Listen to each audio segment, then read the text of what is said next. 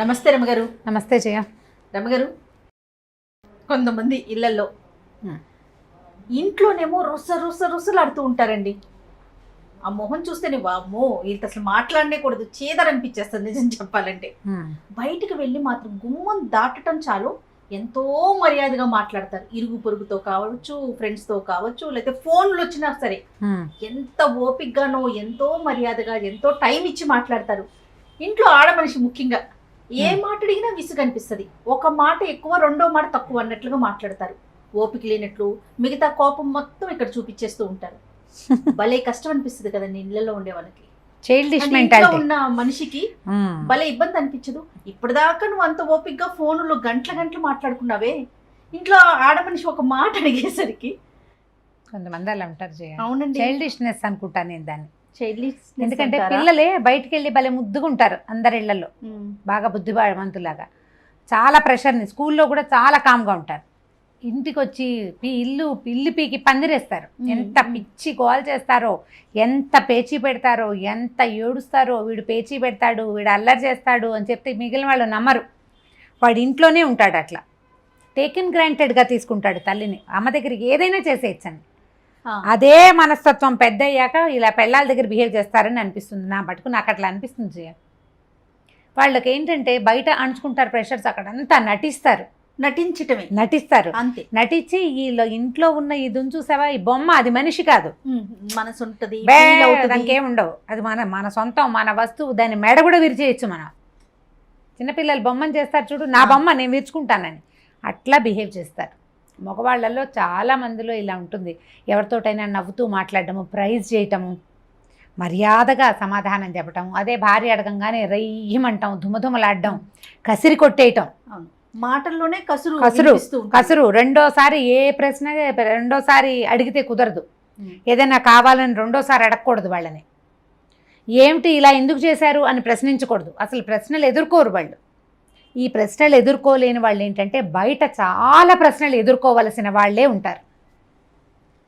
చాలామంది జనాలకు దొరుకుతారు వాళ్ళు. అక్కడెక్కడ వాళ్ళ ప్రెషర్ని బయట పెట్టలేకపోతారు. మొహమాటము, ఇన్హిబిషన్స్, భయస్థులు వాళ్ళు ఏం చేస్తారంటే ఇట్లా ఇంట్లో పడతారు. ఇది ఈజీ కదా, నటన కదా రమ్మగారు. అదంతా నటించటం అనుకోకూడదు జయ. మానసికమైన దౌర్బల్యాలు అవన్నీ. మానసిక రోగమేనా? రోగం అనకూడదు దాన్ని. రోగం వేరు, రోగం చాలా జబ్బు కదా. ఇది ఒక రకమైన దౌర్బల్యం, దుర్బలత్వం, వీక్నెస్ని నీరసాన్ని జబ్బు అంటామా మనం? అనలేకపోతాం. వీక్నెస్ని జబ్బు అనగలమా? అనలేము. అది ఏ డిసీజ్ కాదు.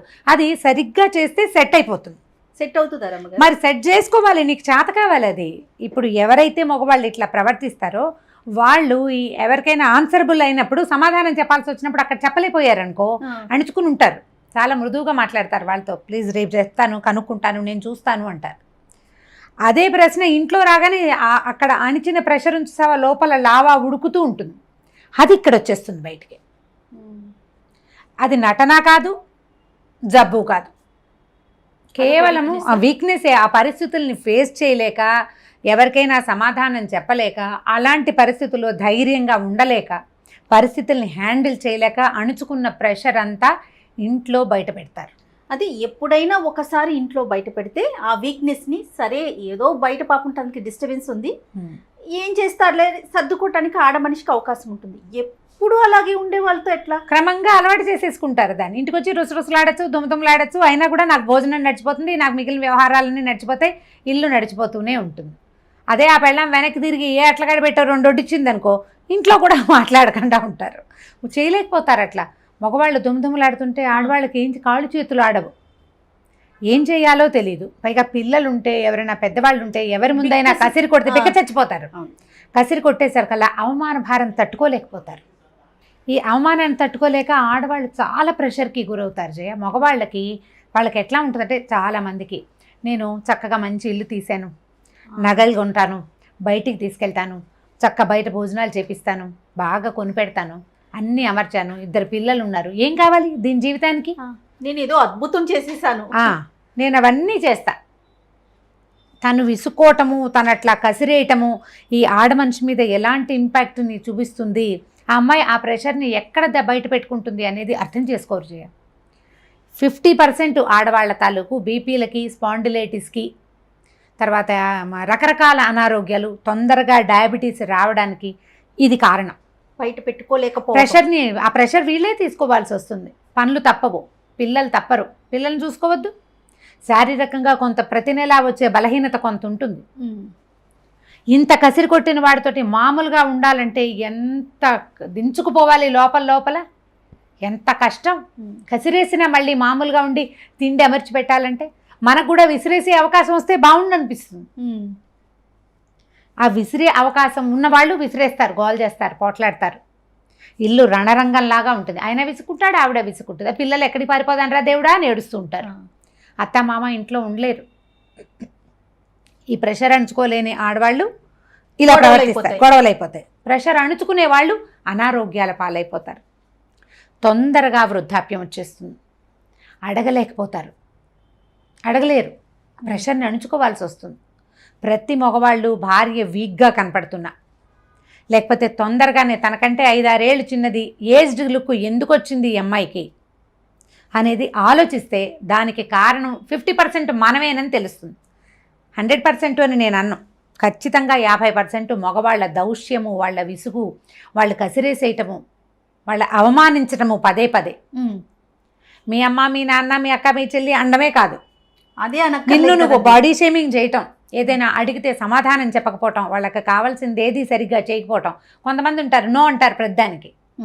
ఈ పెద్ద మనుషులు చాలా మంది ఉంటారు, కానీ తర్వాత చేస్తారు.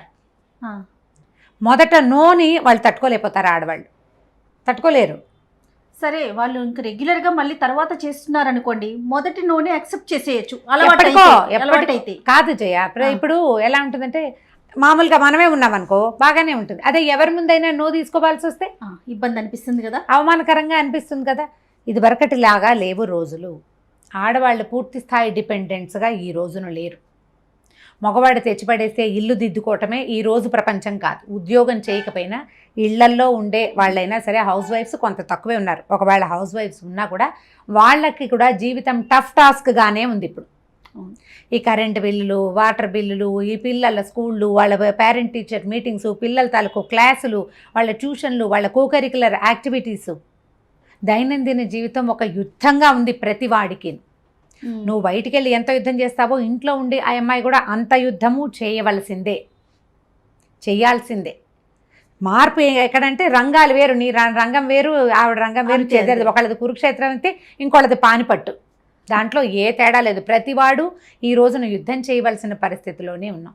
భార్యలు ఉద్యోగం చేసే అమ్మాయి అయితే మరీ కష్టం. ఒకవేళ ఇంట్లో ఉండే భార్యలు డిప్రెషన్కి గురవుతున్నా, డిప్రెషన్లోకి దిగిపోతున్నా, తొందరగా అనారోగ్యాల పాలవుతున్నా, తర్వాత మానసికంగా వీళ్ళు ఏదైనా ఇబ్బంది పడుతున్నారనిపించిన, ఏజ్డ్ లుక్ వచ్చేస్తున్నా, మొట్టమొదట మీ పరిస్థితి ఏమిటి అనేది మగవాళ్ళు ఆలోచించుకోవాలి. మనం ఏం చేస్తున్నాం, వీళ్ళు ఇలా అవ్వడానికి మన పాత్ర ఉందా అనేది ఆలోచించుకుని కరెక్ట్ చేసుకోవాలి. మీరు భార్య మీద విసుక్కోవటం కాకుండా ప్రధానంగా ఏంటంటే మీరు బయటకు వచ్చే రకరకాల టాస్కుల్ని వాటిని డైరెక్ట్ అటాక్ ఇవ్వటం వన్స్ ప్రాక్టీస్ చేస్తే జీవితంలో మీరు ఇంకా ముందుకెళ్తారు. ప్రెషర్ అణుచుకుని ఇక్కడికి వచ్చి ఇక్కడ లావాలాగా అగ్నిపర్వతం బద్దలైనట్టు ఇంట్లో బద్దలైతే ప్రయోజనం ఏముంది? కానీ ఇప్పుడు భర్త పదే భార్యను అలా విసుక్కుంటూ ఉంటే రమ్మగారు, పిల్లలకి అది అడ్వాంటేజ్. అమ్మను అసలు లెక్క చేయరు. పైగా నాన్న రాని నీ సంగతి చెప్తా అన్నట్లుగా వెళ్ళిపోతుంది అంటారు పిల్లలకి వస్తే అంటారేమో. చిన్న టీనేజ్ లో కాదు, టీనేజ్ లో తల్లిని లెక్క చేయరు. చిన్నప్పుడైతే నన్ను కొట్టావుగా, నాన్న వచ్చాక నీ పని చెప్తానంటారు. నాన్న వచ్చాక నీ పని చెప్తా, నాన్నతో చెప్తా నీ సంగతి. తల్లులకి విలువివ్వరు, తల్లికి విలువివ్వరు. తల్లికి విలువ ఇవ్వకపోతే జీవితంలో వాడి విలువ వాడే తెలుసుకోలేకపోతాడు. ఏ పిల్లవాడైనా కారణం ఈ భర్తే అవుతాడు కదా, 100% భర్తే అవుతారు. మగ పిల్లలకి కూడా ఈ ప్రెషర్, బయట ప్రెషర్ అంచుకుని ఇంటికి వచ్చి అల్లరి చేసే మనస్తత్వం పిల్లల్లో ఉన్నా కూడా మనం దాన్ని కొంత కరెక్ట్ చేయాలి జయ. చెప్తూ ఉండాలి, ఇలా చేయకూడదు, తప్పు అని. ఇది సరైంది కాదు, నీకు అంత ప్రెషర్గా ఉందా, 4 గుంజీలది పైకి కిందకి ఎక్కి దిగిరా, లోపల అంచుకున్నది బయటకు వెళ్ళిపోతుంది. గుంజీలు తీస్తామండి, భర్తను ఏం చేయాలి గారు? ఇప్పుడు చూద్దాం ఎంతమంది తీస్తారు. నీకు ప్రెషర్గా ఉంటే గాలి తీసుకో, బాగా ఊపిరి తీసుకో, ప్లెంటీ ఆఫ్ ఆక్సిజన్ లోపలికి పోనివ్వు, సగం తిక్క తీరుతుంది. ఏదైనా హాయిగా వేడిగా తాగు, తీయగా తిను, పిల్లలతో కాసేపు ఆడుకో, లేదా ఆకుపచ్చగా ఉన్న చోట వెళ్ళి పచ్చగా ఉన్న చోట తిరిగిరా. ప్రెషర్ రిలీవ్ చేయి లోపల నుంచి. అదంతా నా మీద పడేస్తే నేను ఇది హ్యాండిల్ చేయలేకపోతున్నానని చెప్పగలిగే అవకాశం ఉన్నవాళ్ళు చెప్పుకోవాలి. లేని పరిస్థితి అయితే లేని పరిస్థితి అయితే ఏముంది, మీరు కూడా ఆ దాన్ని ఎక్కడైనా ప్రెషర్ని రిలీజ్ చేసుకోవాలి. ఎవరైనా సహాయం తీసుకోండి. ఏం చేయాలి, మన కజిన్స్లో కానీ అతని ఫ్రెండ్స్లో కానీ వాళ్ళ అమ్మగారిని కానీ వాళ్ళ తల్లులు సహాయం చేస్తారో చేయరు, వాళ్ళ చెల్లెళ్ళు కానీ మీరేం చేయాలి, దానికోసం మానవ సంబంధాలు బాగా మెరుగుపరుచుకోవాలి. చుట్టూతా ఉన్న వాళ్ళందరితోటి ఫ్రెండ్షిప్ ఉంచుకోండి. వాళ్ళ ద్వారా ఇతన్ని సెట్ చేయగలమేమో చూడండి. కొంతమందిని మనం డైరెక్ట్గా మాట్లాడలేము, ఎవరితోటైనా చెప్పించవచ్చు. ఆ అవకాశాన్ని యూటిలైజ్ చేసుకోండి. ఫ్రెండ్స్తో చెప్పించవచ్చు. ఇట్లా విసురుకుంటూ కసుకుంటే అమ్మాయి ఏమవుతుందిరా అని ఎవరైనా కనుక చెప్తే కొంచెం తగ్గచ్చు, కాస్త తగ్గేందుకు అవకాశం ఉంది. నా మీద మళ్ళీ అందరికి వెళ్ళి చెప్తున్నావు అని అదొక ఇష్యూ క్రియేట్ చేయరు కదా. అప్పుడు అయితే అవుతుంది. అలాంటి వాళ్ళకి వాళ్ళకి తగిన క్రియ అప్పుడు చేసుకోవచ్చు. నేను చెప్పడం ఎందుకు, నువ్వే దుమ్ములాడుతుంటావు, వాళ్ళకి కనపట్టాలా క్లియర్గా. చాలా మంది ఉంటారు ఫ్రెండ్స్ ముందు కూడా భార్యల్ని కసిరేసి విసుకుంటారు జయ. అవును, చాలా చిరాగ్గా ఉంటుంది అలాంటి వాళ్ళని చూస్తే. ఎవరి ముందైనా సరే, ఎవరైనా ఉండనివ్వు. అదేంటంటే నీకు అవతల వ్యక్తి మనిషిగా కనపడదు, అది నీ బొమ్మ, దాన్ని నువ్వేమైనా చేస్తావు అంతే, నీ పాయింట్. అదొక మనిషి మనసు. ఇప్పుడు నీ చేతిలో ₹1,00,000 ఫోన్ ఉంటే ఫోన్ అయితే విసిరి కొట్టగలవా నువ్వు? డబ్బులు గుర్తొస్తాయి. అమ్మో ఫోన్ విసిరేస్తే ఇట్లా 1,00,000 మనం సంపాదించాం, అవతల మనిషి రక్త మాంసాలతో జవసత్వాలతో ఉన్న దాన్ని విసిరి కొట్టేస్తే ఆ బొమ్మ పగలదు, లోపల చితికిపోతుంది. అంతే కదా. అంతే, విసుకోవటం కసురుకోవటం, పిల్లల్ని కసిరినట్టు. మనం పిల్లల్నే కసరకూడదు. ఇప్పుడు వారి పెద్దవాళ్ళని తల్లుల్ని కసిరితే ఎట్లా? అవును, జీవితం పాడైపోతుంది. మనకి సమాజం బహు చిన్నది, మన ప్రపంచాలు చాలా చిన్నవైపోతున్నాయి. 100 మంది మగపిల్లలకి 100 మంది ఆడపిల్లలు లేని రోజు ఇది. 80 మంది 85 మంది ఆడవాళ్ళు ఉంటున్నారు. ఇప్పుడు మనకు దొరికిన ఒక భార్యని, మాకు దొరికిన కంపెనీని కాపాడుకోవాలి. ఈ పరిస్థితి వస్తే మగవాళ్ళని హ్యాండిల్ చేయాలి, మనం మాట్లాడుకోవాలి, విషయం చెప్పగలగాలి. ఒకవేళ చెప్పలేకపోతే ఎవరితోటైనా చెప్పించే ప్రయత్నం చేయాలి. అతను ఇంటికి రాగానే విసుకుంటుంటే కనుక విసుగొచ్చే ఏ పరిస్థితిని ఇంట్లో ఉంచకుండా జాగ్రత్త పడండి. కనీసం అదే అలవాటుగా మారిపోకుండా చేసుకోండి. ప్రతిసారి జాగ్రత్తగా ఉండలేకపోతాం, కానీ వాళ్ళకి హ్యాబిట్ అయిపోతే కష్టం కదా. పిల్లలు కూడా చెప్పుకుంటూ ఉండాల్సి వస్తుంది. ఇది కొంచెం కష్టసాధ్యమైన సంగతే, కానీ ట్రై చేయొచ్చు. ఇట్లా ఫ్రెండ్స్ ద్వారా, కజిన్స్ ద్వారా ఎవరితోటైనా చెప్పిస్తే కొంత మార్పు రావడానికి అవకాశం ఉంది. రైట్ రామ్ గారు, నమస్తే. నమస్తే జయ. ఈ వీడియో కనుక మీకు నచ్చినట్లయితే లైక్ చేయండి, షేర్ చేయండి. మరిన్ని వీడియోస్ కోసం మా ఛానల్ని సబ్స్క్రైబ్ చేసుకోండి.